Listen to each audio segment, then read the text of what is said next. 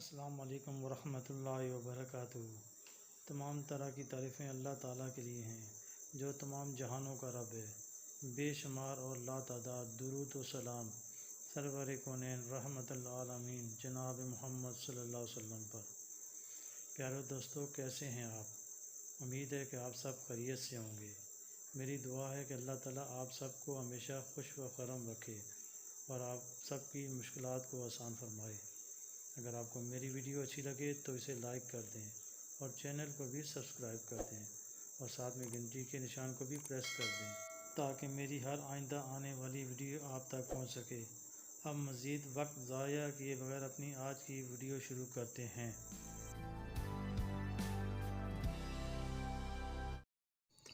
آج ہماری ویڈیو کا موضوع ہے حضرت یوسف علیہ السلام کا واقعہ، جو میں آپ کے سامنے قرآن کریم کی روشنی میں بیان کروں گا۔ حضرت یوسف علیہ السلام اللہ تعالیٰ کے جلیل القدر پیغمبر تھے۔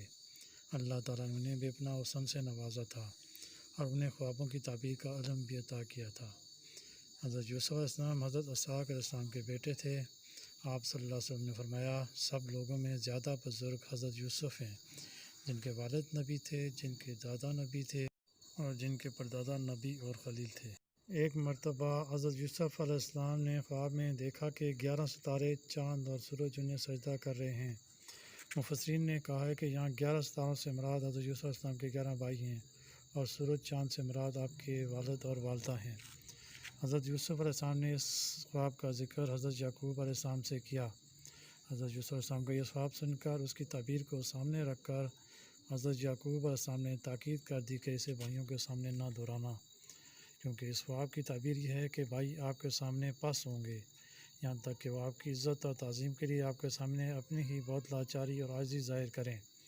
اس لیے بہت ہی ممکن ہے کہ اس خواب کو سن کر اس کی تعبیر کو سامنے رکھ کر شیطان کے بہکاوے میں آ کر ابھی سے وہ تمہاری دشمنی میں لگ جائیں اور حسد کی وجہ سے کوئی نامعقول طریقہ کار کرنے لگ جائیں اور کسی ہیلے سے تجھے پس کرنے کی فکر میں لگ جائیں۔ حضرت یعقوب علیہ السلام اپنے لخت جگر حضرت یوسف کو انہیں ملنے والے مرتبوں کی خبر دیتے ہیں کہ جس طرح خواب میں اس نے تمہیں یہ فضیلت دکھائی، اس طرح وہ تمہیں نبوت کا بلند مرتبہ عطا فرمائے گا اور تمہیں خواب کی تعبیر سکھا دے گا اور تمہیں اپنی بھرپور نعمت دے گا، یعنی نبوت، جیسے کہ اس سے پہلے حضرت ابراہیم خلیل کو اور حضرت اسحاق علیہ السلام کو بھی عطا فرما چکا ہے، جو تمہارے دادا اور پردادا تھے۔ اللہ تعالیٰ اس سے خوب واقف ہے کہ نبوت کے لائق کون ہے۔ اللہ تعالیٰ نے قرآن پاک میں ارشاد فرمایا ہے، یقیناً یوسف اور اس کے بھائیوں میں دریافت کرنے والوں کے لیے بڑی نشانیاں ہیں۔ فی الواقع حضرت یوسف اور ان کے بھائیوں کے واقعات اس قابل ہیں کہ ان کا دریافت کرنے والا ان سے بہت سی عبرتیں حاصل کر سکے اور نصیحتیں لے سکے۔ حضرت یوسف علیہ السلام کے ایک ہی ماں سے دوسرے بھائی بنیامین تھے، باقی سب بھائی دوسری ماں سے تھے۔ یہ سب آپس میں کہتے ہیں کہ واللہ ابا جان ہم سے زیادہ ان دونوں بھائیوں کو چاہتے ہیں۔ تعجب ہے کہ ہم پر جو جماعت ہیں ان کو ترجیح دیتے ہیں جو صرف 2 ہیں، یقیناً یہ والد صاحب کی صریح غلطی ہے۔ پھر آپس میں کہتے ہیں، ایک کام کرو، نہ رہے بانس اور نہ بجے بانسری، یوسف کا پاپ ہی کاٹو، نہ یہ ہو اور نہ یہ ہماری راہ میں کانٹا بنے، ہم ہی ہم نظر آئیں اور ابا کی محبت صرف ہمارا ہی ساتھ رہے۔ اب اسے باپ سے ہٹانے کی 2 ہی صورتیں ہیں، یا تو اسے مار ڈالو یا کہیں ایسی دور دراز جگہ پھینک آؤ کہ ایک کی دوسرے کو خبر ہی نہ ہو، اور پھر یہ واردات کر کے نیک بن جانا، توبہ کر لینا، اللہ تعالیٰ معاف کرنے والا ہے۔ یہ سن کر ایک نے مشورہ دیا جو سب سے بڑا تھا، اس کا نام روبیل تھا۔ اس نے کہا، بھائی یہ تو ناانصافی ہے، بے وجہ بے قصور عداوت میں آ کر خون نہ حق گردن پر لینا تو ٹھیک نہیں۔ یہ بھی کچھ اللہ تعالیٰ کی حکمت تھی کہ رب کو منظور ہی نہ تھا، ان میں قتل یوسف کی قوت ہی نہ تھی۔ منظور رب تو یہ تھا کہ یوسف علیہ السلام کو نبی بنائے، بادشاہ بنائے اور انہیں عاجزی کے ساتھ اس کے سامنا کھڑا کرے۔ پس ان کے دل میں روبیل کی رائے سے نرم ہو گئے اور طے ہوا کہ اسے کسی غیر آباد کنویں کی تہہ میں پھینک دیں۔ یہ خیال ہوا کہ ممکن ہے کہ مسافر وہاں سے گزریں اور وہ اسے اپنے قافلے میں لے جائیں۔ پھر کہاں یہ اور پھر کہاں ہم، جو گرد یہ کام نکلتا ہو تو زہر کیوں دو، بغیر قتل کیے مقصود حاصل ہوتا ہے تو کیوں ہاتھ خون سے آلود کرو۔ بڑے بھائی روبیل کی سمجھانے پر سب بھائیوں نے اس رائے پر اتفاق کر لیا کہ یوسف کو لے جائیں اور کسی غیر آباد کنویں میں ڈال دیں۔ یہ طے کرنے کے بعد باپ کو دھوکہ دینے اور بھائی کو پھسلا کر لے جانے اور اس پر آفت ڈالنے کے لیے سب مل کر باپ کے پاس آئے۔ باوجود یہ کہ تھے بد اندیش، بدخواہ، برا چاہنے والے، لیکن باپ کو اپنی باتوں میں پھنسانے کے لیے، اپنی گہری سازش میں انہیں الجھانے کے لیے پہلے ہی جال بچھاتے ہیں کہ ابا جی آخر کیا بات ہے جو آپ ہمیں یوسف کے بارے میں امین نہیں جانتے؟ ہم تو اس کے بھائی ہیں، اس کے خیر خواہیوں ہم سے زیادہ کون کر سکتا ہے؟ باپ کو کہتے ہیں کہ بھائی یوسف کو کل ہمارے ساتھ سیر کے لیے بھیجیں، اس کا جی خوش ہوگا، 2 گھڑی کھیل کود لے گا، ہنس بول دے گا، آزادی سے چل پھرے گا۔ آپ بے فکر رہیں، ہم سب اس کی پوری حفاظت کریں گے، ہر وقت دیکھ بھال کریں گے۔ آپ ہم پر اعتماد کیجیے، ہم اس کے نگہبان ہیں۔ اللہ کے نبی حضرت یعقوب علیہ السلام اپنے بیٹوں کی اس طلب کا کہ بھائی یوسف کو ہمارے ساتھ سیر کے لیے بھیجیے، جواب دیتے ہیں کہ تمہیں معلوم ہے مجھے اس سے بہت محبت ہے، تم اسے لے جاؤ گے، مجھ پر اس کی اتنی دیر کی جدائی بھی شاک گزرے گی۔ حضرت یعقوب علیہ السلام اس بڑی محبت کی وجہ یہ تھی کہ آپ حضرت یوسف علیہ السلام کے چہرے پر خیر کے نشان دیکھ رہے تھے، نبوت کا نور پیشانی سے ظاہر تھا، اخلاق کی پاکیزگی ایک ایک بات سے یہاں تھی، صورت کی خوبی سیرت کی اچھائی کا بیان تھی۔ دوسری وجہ یہ بھی ہے کہ ممکن ہے تم اپنی بکریوں کو چرانے چکانے اور دوسرے کاموں میں مشغول رہو اور اللہ نہ کرے کوئی بھیڑیا آ کر اس کا کام تمام کر جائے اور تمہیں پتہ بھی نہ چلے۔ حضرت یعقوب علیہ السلام کی اسی بات کو انہوں نے لے لیا اور دماغ میں بسا لیا کہ یہی ٹھیک عذر ہے، یوسف کو الگ کر کے ابا کے سامنے ہی من گھڑت گھڑ لیں گے۔ اسی وقت بات بنائی اور جواب دیا کہ ابا آپ نے کیا خوب سوچا، ہماری جماعت کی جماعت قوی اور طاقتور موجود ہو اور ہمارے بھائی کو بھیڑیا کھا جائے، بالکل ناممکن ہے، اگر ایسا ہو جائے تو پھر تو ہم سب بیکار، نکمے، عاجز، نقصان والے ہی ہوئے۔ سمجھا بجھا کر بھائیوں نے باپ کو راضی کر ہی لیا اور حضرت یوسف علیہ السلام کو لے کر چلے۔ جنگل میں جا کر سب نے اس بات پر اتفاق کیا کہ یوسف علیہ السلام کو کسی غیر آباد کنویں کی تہہ میں ڈال دیں، حالانکہ باپ سے یہ کہہ کر لے گئے تھے کہ اس کا جی بہلے گا اور یہ راضی خوش رہے گا۔ یہاں آتے ہی غداری شروع کر دی اور یہ کہ سب نے ایک ساتھ دل سخت کر لیے۔ باپ نے ان کی باتوں میں آ کر اپنے لختی جگر کو ان کے سپرد کر دیا، جاتے ہوئے سینے سے لگا کر پیار پچکار کر دعائیں دے کر رخصت کیا۔ باپ کی آنکھوں سے ہٹتے ہی ان سب نے بھائی کو ایذائیں دینی شروع کر دی، برا بھلا کہنے لگے اور چانٹا چٹول سے بھی باز نہ رہے، مارتے پیٹتے برا بھلا کہتے اس کنویں کے پاس پہنچے اور ہاتھ پاؤں رسی سے جکڑ کر کنویں میں گرانا چاہا۔ آپ نے ایک ایک کے دامن سے چمٹتے رہے اور ایک ایک سے رحم کی درخواست کرتے رہے، لیکن ہر ایک جھٹک دیتا ہے اور دھکا دے کر اور مار پیٹ کر ہٹا دیتا ہے۔ آپ مایوس ہو گئے، سب نے مل کر مضبوط باندھا اور کنویں میں لٹکا دیا۔ آپ نے کنویں کا کنارہ ہاتھ سے تھام لیا، لیکن بھائیوں نے انگلیوں پر مار مار کر اسے بھی ہاتھ سے چھڑا لیا۔ آدھی دور آپ پہنچے ہوں گے کہ انہوں نے رسی کاٹ دی، آپ تہہ میں جا گرے۔ کنویں کے درمیان ایک پتھر تھا، جس پر آ کر کھڑے ہو گئے۔ عین اس مصیبت کے وقت، عین اس سختی اور تنگی کے وقت اللہ تعالیٰ نے آپ کی جانب وحی کی کہ آپ کا دل مطمئن ہو جائے۔ وحی میں فرمایا کہ غمگین نہ ہوں، یہ نہ سمجھ کہ یہ مصیبت دور نہ ہوگی، سن اللہ تعالیٰ تجھے اس سختی کے بعد آسانی دے گا۔ اس تکلیف کے بعد راحت ملے گی، ان بھائیوں پر اللہ تجھے غلبہ دے گا۔ یہ گو تجھے پست کرنا چاہتے ہیں، لیکن اللہ کی چاہت ہے کہ وہ تجھے بلند کرے۔ یہ جو کچھ آج تیرے ساتھ کر رہے ہیں، وقت آئے گا کہ تو انہیں ان کے اس کرتوت کو یاد دلائے گا اور یہ ندامت سے سر جھکائے ہوئے ہوں گے، اپنے قصور سن رہے ہوں گے اور انہیں یہ بھی معلوم نہ ہوگا کہ وہ تو ہے۔ چپ چاپ ننھے بھیا پر، اللہ کے معصوم نبی پر، باپ کی آنکھ کے تارے پر، ظلم و ستم کے پہاڑ توڑ کر رات ہوئے باپ کے پاس سرخرو ہونے اور اپنی ہمدردی ظاہر کرنے کے لیے غمزدہ ہو کر روتے ہوئے پہنچے اور اپنے ملال کا یوسف کے نہ ہونے کا سبب یہ بیان کیا کہ ہم نے تیر اندازی اور دوڑ شروع کی، چھوٹے بھائی کو اسباب کے پاس چھوڑا، اتفاق کی بات ہے اسی وقت بھیڑیا آ گیا اور بھائی کا لقمہ بنا لیا، چیر پھاڑ کر کھا گیا۔ اور پھر باپ کو اپنی بات صحیح طور پر جچانے اور ٹھیک باور کرانے کے لیے پانی سے پہلے بند باندھتے ہیں کہ ہم اگر آپ کے نزدیک سچے ہی ہوتے تب بھی یہ واقعہ ایسا ہے کہ آپ ہمیں سچا ماننے میں تعامل کرتے، اور پھر جب کہ پہلے ہی سے آپ نے اپنا ایک کھٹکا ظاہر کیا ہو اور خلاف ظاہر واقعہ میں ہی اتفاقاً ایسا ہی ہو جائے، تو ظاہر ہے کہ آپ اس وقت تو ہمیں سچا مان ہی نہیں سکتے ہیں، تو ہم سچے ہی، لیکن آپ بھی ہم پر اعتبار نہ کرنے میں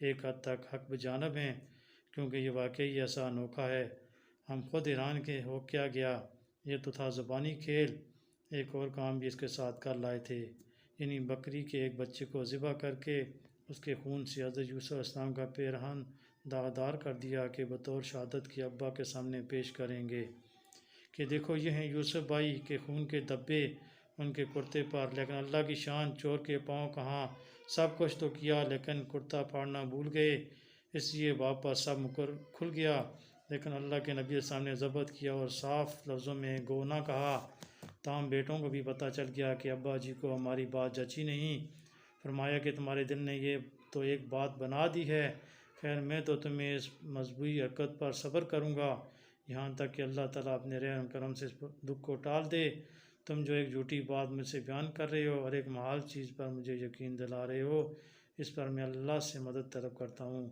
اور اس کی مدد شامل ہار رہے تو دودھ کا دودھ اور پانی کا پانی ہو جائے گا۔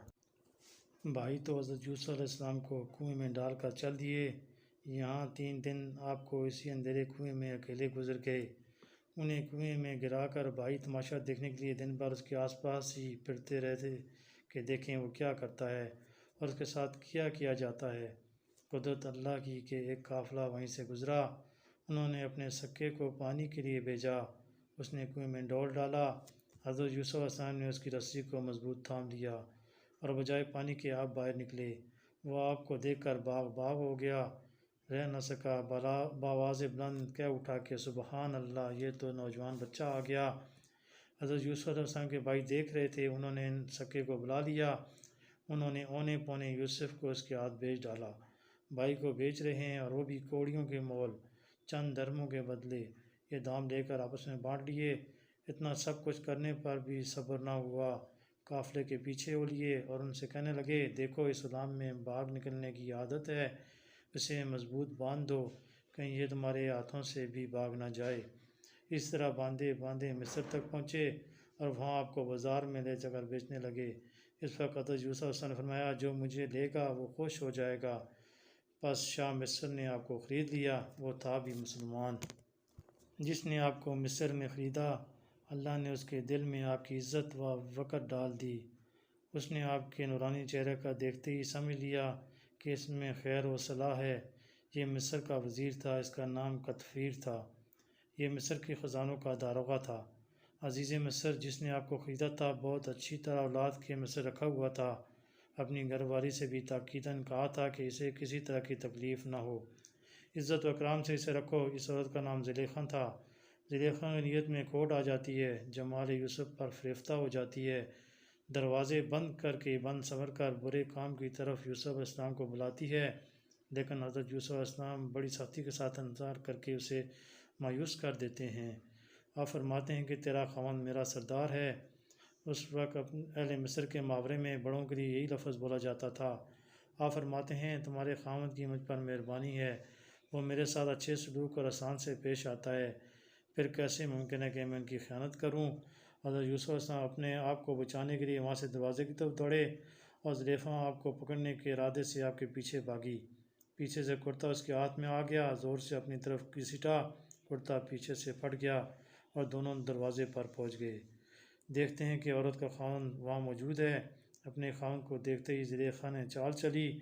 اور فوراً ہی سارا الزام یوسف کے سر تھونپ دیا اور اپنی پاک دامنی جتانے لگی، سوکھا سا منہ بنا کر اپنے خاوند سے کہتی ہے کہ فرمائیے حضور، آپ کی بیوی سے جو بدکاری کا ارادہ رکھے اس کی کیا سزا ہونی چاہیے، قید سخت یا بری مار سے کم تو ہرگز کوئی سزا اس جرم کی نہیں ہو سکتی، اب جب کہ حضرت یوسف علیہ السلام نے اپنی آبرو کو خطرے میں دیکھا اور خیانت کی بدترین تہمت لگتی دیکھی تو اپنے اوپر سے الزام ہٹانے اور صاف اور سچی حقیقت کو ظاہر کر دینے کے لیے فرمایا کہ حقیقت یہ ہے کہ یہی میرے پیچھے پڑی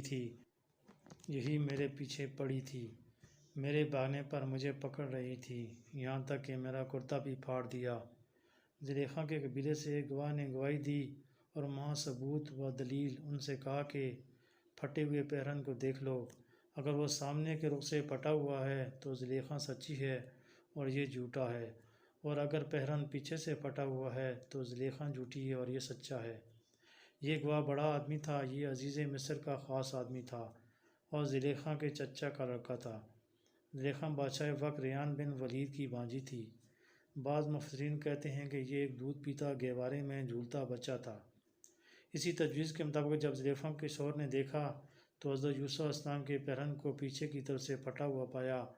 اس کے نزدیک یہ ثابت ہو گیا کہ یوسف سچا ہے اور اس کی بیوی جھوٹی ہے، وہ یوسف علیہ السلام پر تہمت لگا رہی ہے، تو بے ساختہ اس کے منہ سے نکل گیا کہ یہ تم عورتوں کا فریب ہے، اس نوجوان پر تم تہمت باندھ رہی ہو۔ پھر حضرت یوسف علیہ السلام سے کہا کہ آپ اس واقعے کو بھول جائیں، اس نامراد واقعہ کا کسی سے ذکر نہ کریں، اور اپنی بیوی سے کہتا ہے کہ تم اپنے اس گناہ سے استغفار کرو۔ اس داستان کی خبر شہر میں ہوئی، چرچے ہونے لگے۔ چند شریف زادیوں نے نہایت تعجب و حقارت سے اس قصے کو دہرایا کہ دیکھو عزیز کی بیوی ہے اور ایک غلام پر جان دے رہی ہے، اس کی محبت کو اپنے دل میں جمائے ہوئے ہے۔ ان باتوں کا پتہ زلیخا کو بھی چل گیا۔ زلیخا نے ان عورتوں کو اپنے گھر دعوت دی، ایک مجلس محفل اور بیٹھک درست کر لی جس میں پھل اور میوہ بہت تھا۔ اس نے تراش تراش کر چھیل چھیل کر کھانے کے لیے ایک ایک تیز چاقو سب کے ہاتھ میں دے دیا۔ پھر اس نے حضرت یوسف علیہ السلام کو کہا کہ آپ کمرے میں آئیں۔ اپنی مالکہ کے حکم کو ماننے سے کیسے انکار ہو سکتا تھا؟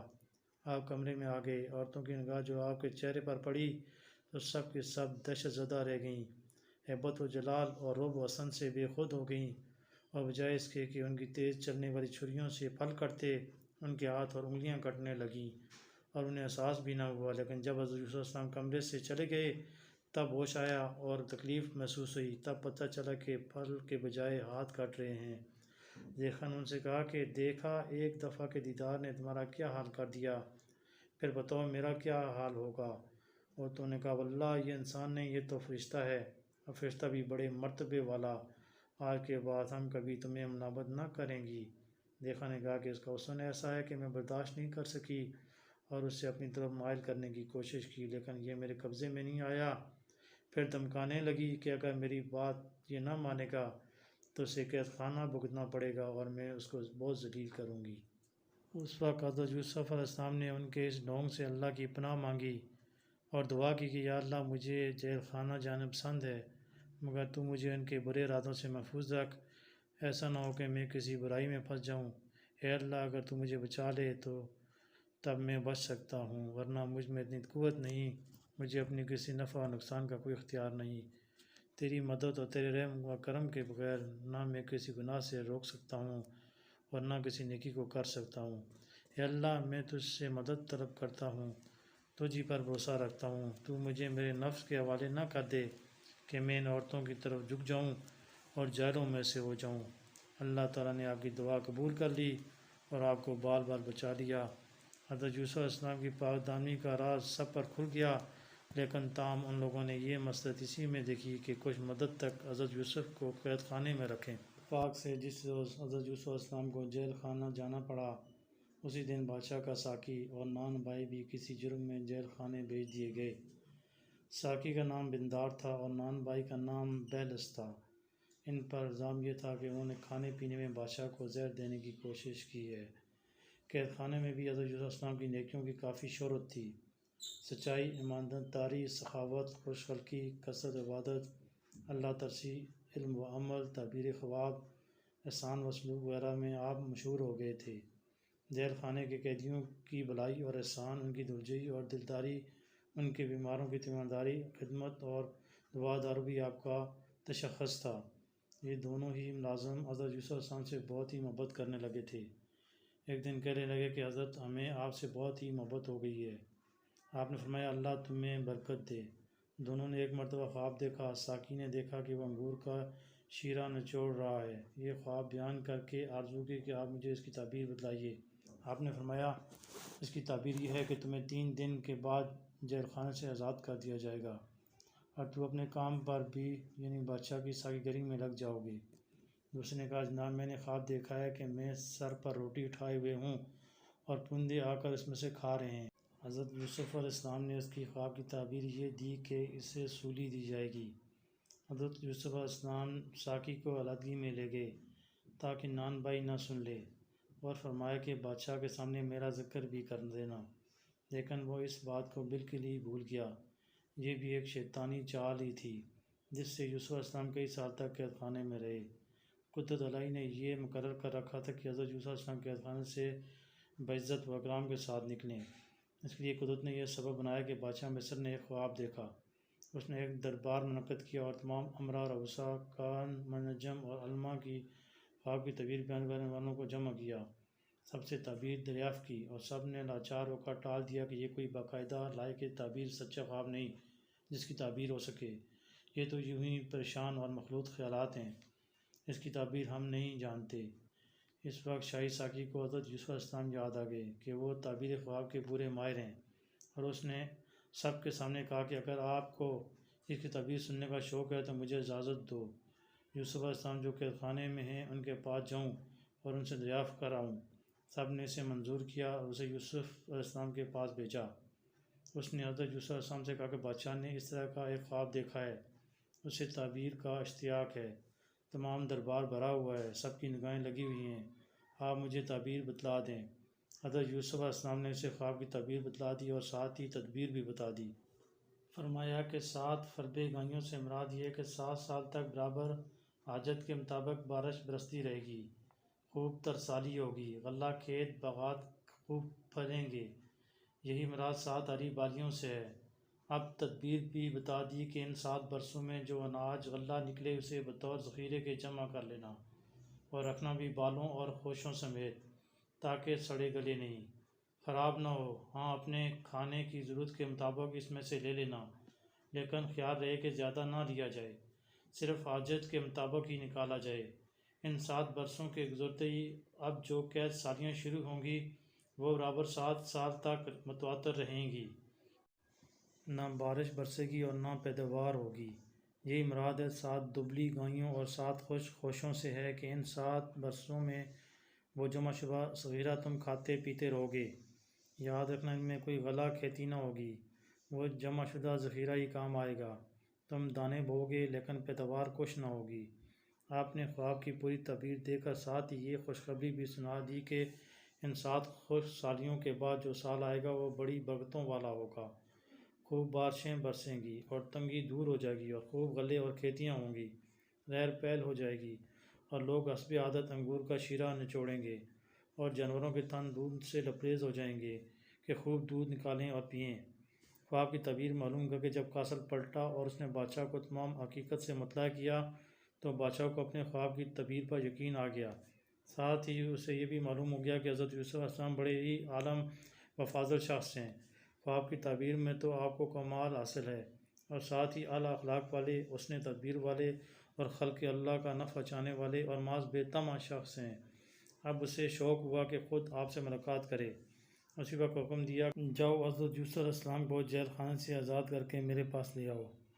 دوبارہ قاصد آپ کے پاس آیا اور بادشاہ کا پیغام پہنچایا تو آپ نے فرمایا میں یہاں سے نہ نکلوں گا جب تک کہ شاہ مصر اور اس کے درباری اور اہل مصر یہ معلوم نہ کر لیں کہ میرا قصور کیا تھا۔ عزیز کی بیوی کی نسبت جو بات مجھ سے منسوب کی گئی ہے اس میں سچ کہاں تک ہے؟ اب تک میرا قید خانہ بھگتنا واقعتاً کسی حقیقت کی بنا پر تھا یا صرف ظلم و زیادتی کی بنا پر؟ تم اپنے بادشاہ کے پاس جا کر میرا یہ پیغام بچاؤ کہ وہ اس واقعے کی پوری تحقیق کریں۔ اب بادشاہ نے تحقیق کرنی شروع کی۔ ان عورتوں کو جنہیں عزیز کی بیوی نے اپنے پاس دعوت پر جمع کیا تھا اور خود اسے بھی دربار میں بلایا، پھر ان تمام عورتوں سے پوچھا کہ ضیافت والے دن کیا گزری تھی، اب بیان کرو۔ انہوں نے جواب دیا کہ ماشاء اللہ یوسف پر کوئی الزام نہیں، اس پر بے سر و ساپا تہمت ہے، وہ اللہ ہم خوب جانتی ہیں کہ یوسف میں کوئی بدی نہیں۔ اس وقت عزیز کی بیوی خود بھی بول اٹھی کہ اب حق ظاہر ہو گیا، واقعہ کھل گیا، حقیقت نکھر آئی، مجھے خود اس امر کا اقرار ہے کہ واقعی میں نے ہی اسے پھنسانا چاہا تھا۔ جب بادشاہ کے سامنے حضرت یوسف علیہ السلام کی بیگنائی کھل گئی تو خوش ہو کر کہا کہ انہیں میرے پاس بلاؤ کہ میں انہیں خاص مشیروں میں کر لوں۔ چنانچہ آپ تشریف لائے، جو آپ سے ملا، آپ کی صورت دیکھی، آپ کی باتیں سنی، آپ کے اخلاق دیکھے، آپ کا گرویدہ ہو گیا اور بے ساختہ کہا کہ آپ ہمارے ہاں معزز و معتبر ہیں۔ اس وقت آپ نے ایک خدمت اپنے لیے پسند فرمائی اور اس کی اہلیت ظاہر کی۔ اس خواب کی بنا پر جس کی تعبیر آپ نے دی تھی، آپ نے یہی آرزو کی کہ زمین کی پیداوار، غلہ وغیرہ جو جمع کیا جاتا ہے، اس پر مجھے مقرر کیا جائے تاکہ میں حفاظت کروں۔ بادشاہ نے آپ کی درخواست کو منظور کر لیا۔ زمین مصر میں یوں حضرت یوسف علیہ السلام کی ترقی ہوئی۔ اب ان کے اختیار میں تھا کہ جس طرح چاہیں تصرف کریں، جہاں چاہیں مکانات تعمیر کریں۔ کہتے ہیں کہ حضرت یوسف علیہ السلام نے وزیر مصر بن کر 7 سال تک غلے اور اناج کو بہترین طور پر جمع کیا۔ اس کے بعد جب عام کاشت سالی شروع ہوئی اور لوگ ایک ایک دانے کو ترسنے لگے تو آپ نے محتاجوں کو دینا شروع کیا۔ یہ قحط علاقہ مصر سے نکل کنعان وغیرہ شہروں میں بھی پھیل گیا۔ آپ ہر بیرونی شخص کو اونٹ بھر کر غلہ عطا فرمایا کرتے تھے اور خود آپ کا لشکر بلکہ خود بادشاہ بھی دن بھر صرف ایک ہی مرتبہ دوپہر کے وقت ایک آدھ نوالا کھا لیتے تھے اور اہل مصر کو پیٹ بھر کر کھانا کھلاتے تھے۔ آنے والوں میں برادران یوسف بھی تھے جو باپ کے حکم سے آئے تھے۔ انہیں معلوم ہوا تھا کہ عزیز مصر مال و متاع کے بدلے غلہ دیتے ہیں، تو آپ نے اپنے 10 بیٹوں کو یہاں بھیجا اور حضرت یوسف علیہ السلام کے سگے بھائی بنیامین کو، جو آپ کے بعد حضرت یعقوب علیہ السلام کو بہت ہی پیارے تھے، اپنے پاس روک لیا۔ جب یہ قافلہ حضرت یوسف علیہ السلام کے پاس پہنچا تو آپ نے اسی وقت سب کو پہچان لیا، لیکن ان میں سے ایک بھی آپ کو نہ پہچان سکا، اس لیے کہ آپ ان سے بچپن میں ہی جدا ہو گئے تھے۔ بھائیوں نے آپ کو سوداگروں کی ہاتھ بیچ ڈالا تھا۔ یہ تو ان کے ذہن میں بھی نہ آ سکتا تھا کہ وہ بچہ جسے بحیثیت غلام بیچا تھا آج وہی عزیز مصر بن کر بیٹھا ہے۔ ادھر حضرت یوسف علیہ السلام نے طرز گفتگو بھی ایسا اختیار کیا کہ انہیں وہم ہی نہ ہو۔ ان سے پوچھا کہ تم لوگ میرے ملک میں کیسے آ گئے؟ انہوں نے کہا کہ یہ سن کر کہ آپ اللہ عطا فرماتے ہیں۔ آپ نے فرمایا کہ مجھے تو شک ہوتا ہے کہ کہیں تم جاسوس نہ ہو۔ انہوں نے کہا معاذ اللہ، ہم جاسوس نہیں۔ فرمایا تم رہنے والے کہاں کے ہو؟ انہوں نے کہا کہ کنعان کے، ہمارے والد کا نام یعقوب ہے، وہ اللہ کے نبی ہیں۔ آپ نے پوچھا تمہارے سوا ان کے اور لڑکے بھی ہیں؟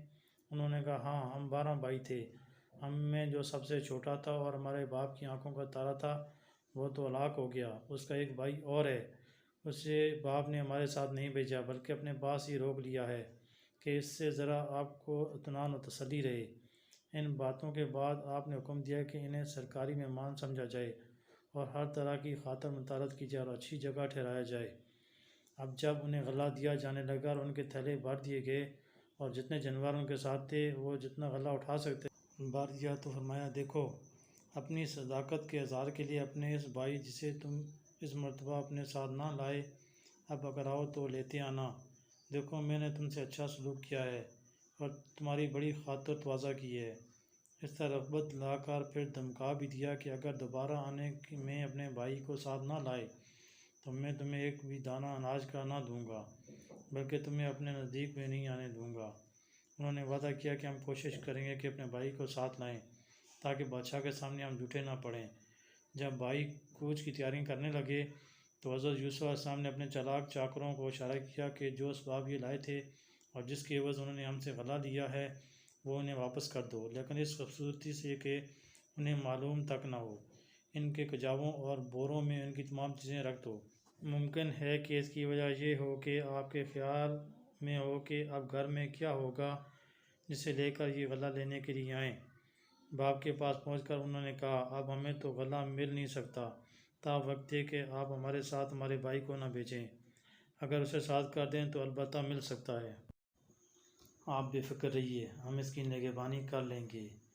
یعقوب علیہ السلام نے فرمایا بس وہی تم اس کے ساتھ کرو گے جو اس سے پہلے اس کے بھائی حضرت یوسف علیہ السلام کے ساتھ کر چکے ہو کہ یہاں سے لے گئے اور یہاں پہنچ کر کوئی بات بنا دی۔ یوسف علیہ السلام نے ان کے مال متاع ان کے اسباب کے ساتھ پوشیدہ طور پر واپس کر دیا تھا۔ گھر پہنچ کر جب انہوں نے کجاوے کھولے اور سامان علیحدہ علیحدہ کیا تو اپنی چیزیں جوں کی توں واپس پائیں، تو اپنے والد سے کہنے لگے دیجیے اب آپ کو اور کیا چاہیے؟ اصل تک تو عزیز مصر نے ہمیں واپس کر دیا ہے اور بدلے کا غلہ پورا کا پورا دے دیا ہے، اب تو آپ بھائی کو ضرور ہمارے ساتھ کر دیجیے۔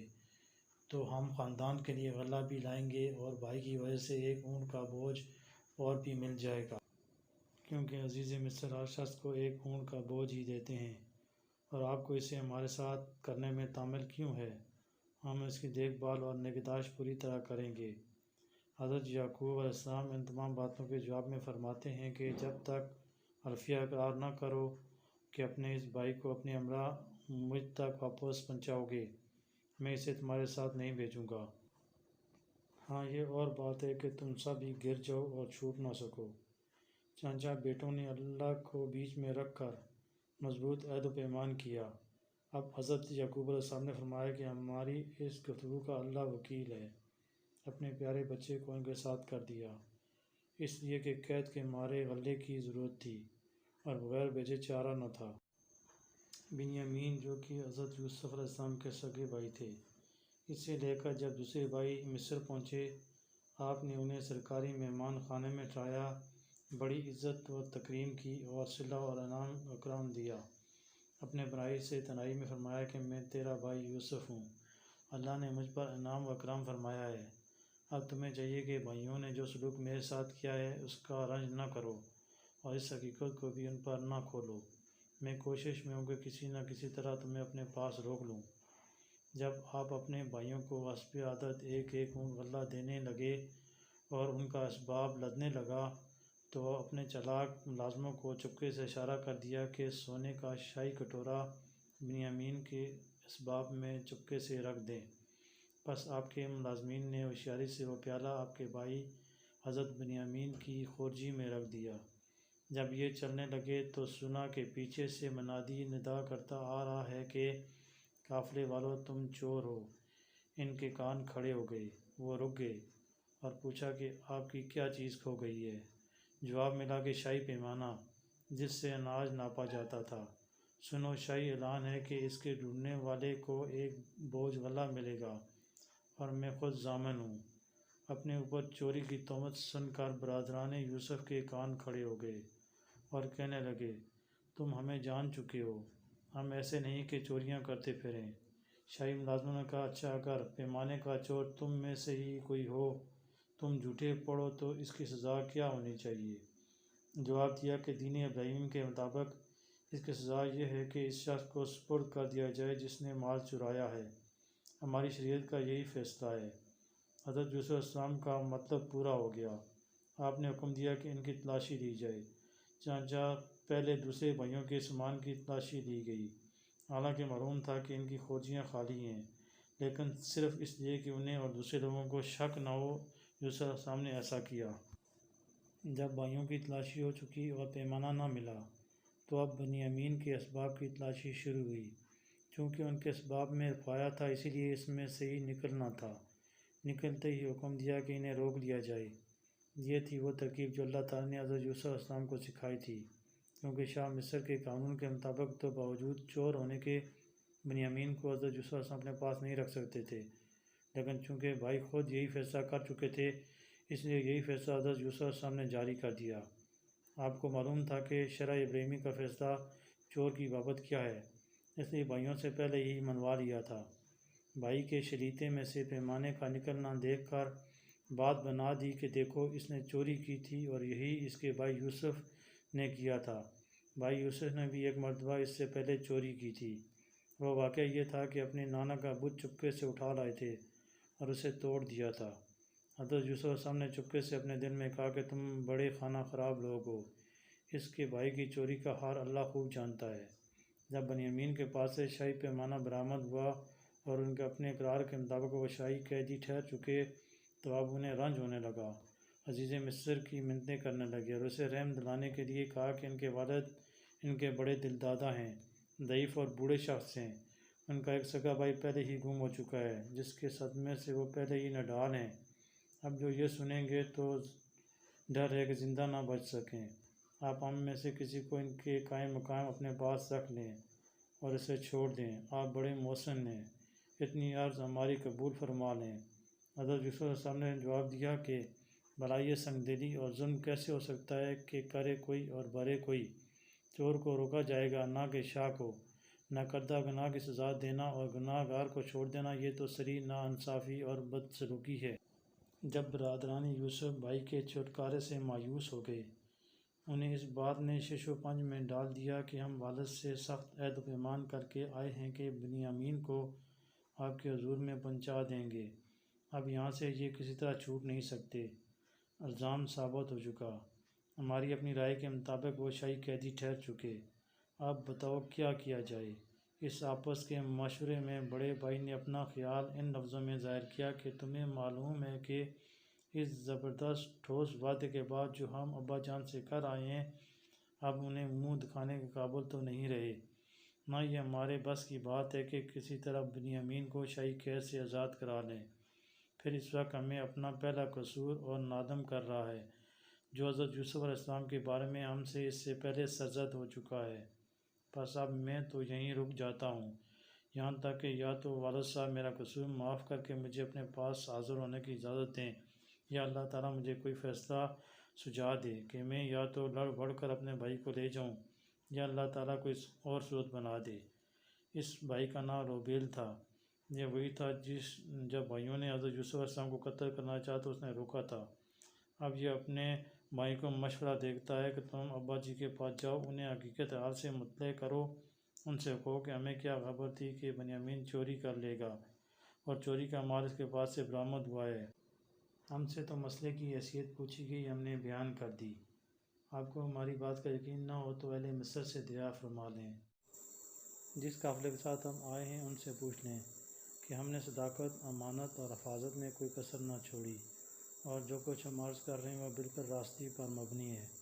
بھائیوں کی زبانی یہ خبر سن کر حضرت یعقوب علیہ السلام نے وہی فرمایا جو اس سے پہلے اس وقت فرمایا تھا جب انہوں نے پیرہان یوسف خون آلود کر کے اپنی گھڑی ہوئی کہانی سنائی تھی کہ صبر ہی بہتر ہے۔ آپ سمجھے کہ اسی طرح کی یہ بات بھی ان کی اپنی بنائی ہوئی ہے۔ بیٹوں سے فرما کر اپنی امید ظاہر کی جو اللہ سے تھی کہ بہت ممکن ہے کہ بہت جلد اللہ تعالیٰ میرے تینوں بچوں کو مجھ سے ملا دے۔ بچوں نے باپ کا یہ حال دیکھ کر انہیں سمجھانا شروع کیا کہ ابا جان آپ تو اسی کی یاد میں اپنے آپ کو گلا دیں گے، بلکہ ہمیں تو ڈر ہے کہ اگر آپ کا یہی حال کچھ دنوں اور رہا تو کہیں زندگی سے ہاتھ نہ دھو بیٹھیں۔ یعقوب علیہ السلام نے انہیں جواب دیا کہ میں تم سے کچھ نہیں کہہ رہا، میں تو اپنے رب کے پاس اپنا دکھ رو رہا ہوں اور اس کی ذات سے امید رکھتا ہوں، وہ بھلائیوں والا ہے۔ مجھے یوسف کا خواب یاد ہے جس کی تعبیر ہو کر رہے گی۔ جب بھائی حضرت یوسف علیہ السلام کے پاس اس عاجزی اور بے بسی کی حالت میں پہنچے، اپنے تمام دکھ رونے لگے، اپنے والد کی اور اپنے گھر والوں کی مصیبتیں بیان کی، تو حضرت یوسف علیہ السلام کا دل بھر آیا، ان سے رہا نہ گیا، اپنے سر سے تاج اتار دیا اور بھائیوں سے کہا کہ کچھ اپنے کرتوت یاد بھی ہیں کہ تم نے یوسف کے ساتھ کیا کیا۔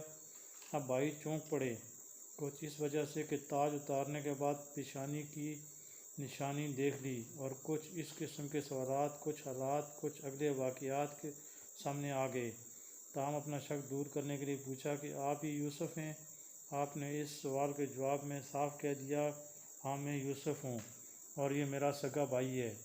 اللہ تعالیٰ نے ہم پر فضل و کرم کیا ہے، بچھڑنے کے بعد ملا دیا۔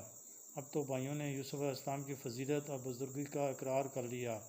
واقعی صورت اور سیرت دونوں اعتبار سے آپ ہم پر فوقیت رکھتے ہیں، ملک و مال کے اعتبار سے بھی اللہ نے آپ کو ہم پر فضیلت دے رکھی ہے۔ اس اقرار کے بعد اپنی خطا کاری کا بھی اقرار کیا۔ اسی وقت حضرت یوسف علیہ السلام نے فرمایا، میں آج کے دن کے بعد سے تمہیں تمہاری یہ خطا یاد بھی نہ دلاؤں گا۔ میں تمہیں کوئی ڈانٹ ڈپٹ کرنا نہیں چاہتا، نہ تم پر الزام رکھتا ہوں، نہ تم پر اظہار خفگی کرتا ہوں، بلکہ میری دعا ہے کہ اللہ بھی تمہیں معاف فرمائے، وہ ارحم الراحمین ہے۔ چونکہ حضرت یعقوب علیہ السلام اپنے رنج و غم میں روتے روتے نابینا ہو گئے تھے، اس لیے حضرت یوسف علیہ السلام نے اپنے بھائیوں سے کہتے ہیں کہ میرا یہ کرتا ابا کے پاس لے جاؤ، اسے ان کے منہ پر ڈالتے ہی انشاءاللہ ان کی نگاہ روشن ہو جائے گی، پھر انہیں اور اپنے گھر کے تمام لوگوں کو یہاں میرے پاس لے آؤ۔ ادھر یہ قافلہ مصر سے نکلا، ادھر اللہ تعالیٰ نے حضرت یوسف علیہ السلام کی خوشبو پہنچا دی، تو آپ نے اپنے بچوں سے جو آپ کے پاس تھے فرمایا کہ مجھے تو میرے پیارے فرزند یوسف کی خوشبو آ رہی ہے، لیکن تم تو مجھے کم عقل بوڑھا کہہ کر میری اس بات کو باور نہیں کرنے کے۔ ابھی قافلہ کنعان سے 8 دن کے فاصلے پر تھا۔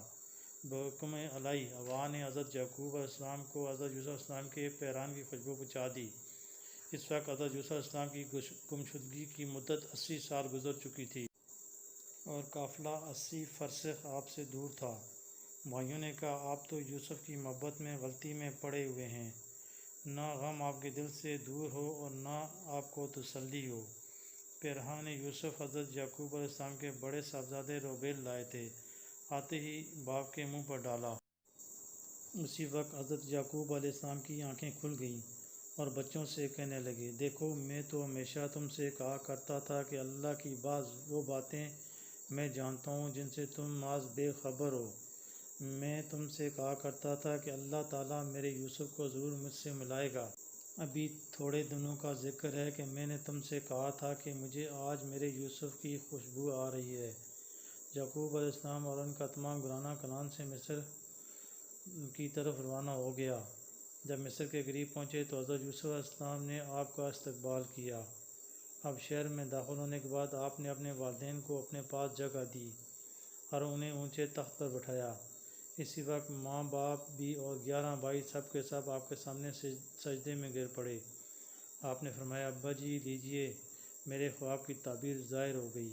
یہ ہیں 11 ستارے اور یہ ہیں سورج اور چاند جو میرے سامنے سجدے میں ہیں۔ ان کی شریعت میں جائز تھا کہ بڑوں کو اسلام کے ساتھ سجدہ کرتے تھے۔ پیارے دوستو، امید ہے کہ آپ کو میری یہ ویڈیو پسند آئی ہوگی۔ اگر یہ میری ویڈیو آپ کو اچھی لگی ہو تو پلیز اسے لائک کر دیں اور میرے چینل کو بھی سبسکرائب کر دیں۔ میں آئندہ بھی انشاءاللہ ایسی اچھی ویڈیو آپ لوگوں کے ساتھ شیئر کرتا رہوں گا۔ السلام علیکم ورحمۃ اللہ۔